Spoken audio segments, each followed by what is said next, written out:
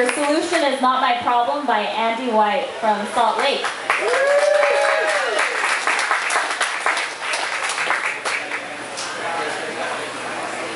Alright, so as you know, as humans, or more specifically as men, we like to fix things.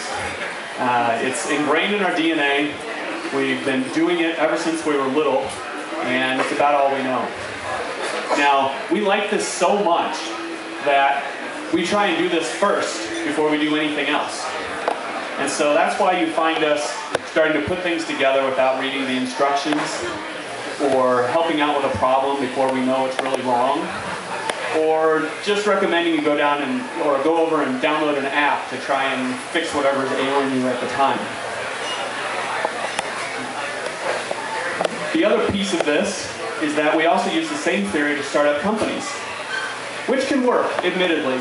You throw enough darts at that board, and eventually one's bound to hit the bullseye, right? And so because of that, we put together our product building dream team.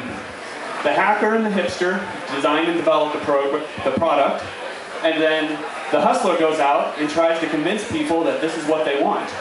If that doesn't work, we make a change and try it again.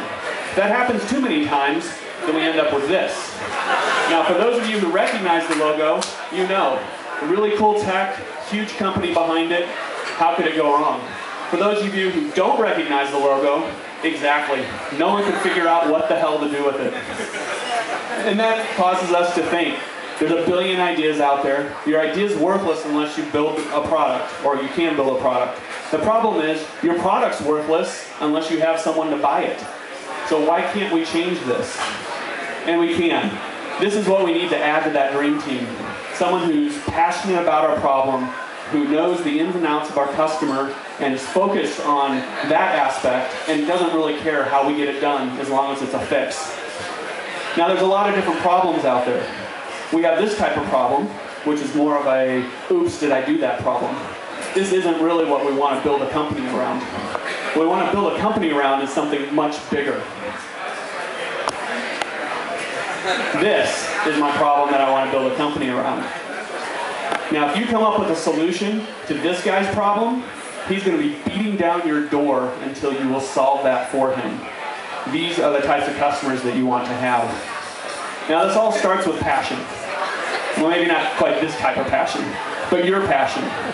And you have to have this because some days it's all that you're going to have left.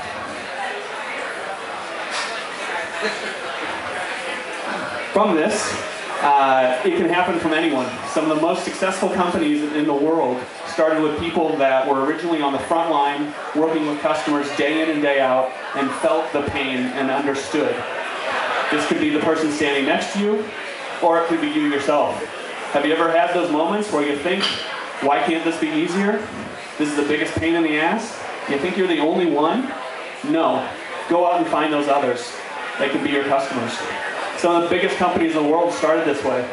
Bill Gates made it so that we no longer had to build hardware and software together to have a computer. Michael Dell put all the pieces together so that we didn't have to ourselves. And Mark Zuckerberg, well, he just wanted to get laid. These opportunities are all around us. We just have to take the chance to act on them. You have these moments all the time. You have a thought, you get excited about it, you think about all the possibilities, then you think about all the bad things that could happen, then you talk yourself out of it. You continue to do that and you turn into this guy standing at the bar talking about how Steve was so lucky, he was in the right place at the right time, and I had that idea years ago. That just means that you were in the same place in the same time and didn't take the opportunity. And that's because there's no such thing as luck. We're all there. You've been preparing your whole life. The opportunities are available to you. You just have to take them.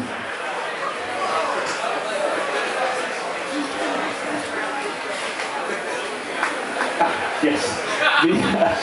The only question you need to be asking is why not? Now, there are all these possibilities of that, but truly, if it doesn't cause bodily harm to you or someone else, then go for it. It could be the next great business idea. And most of all, take care of yourself first. You have to find that passion and work with the others. And you never know, those people could be your next customer for the next great American startup. I'm Andy White. I can be found most anywhere at Lean Starter. Thank you.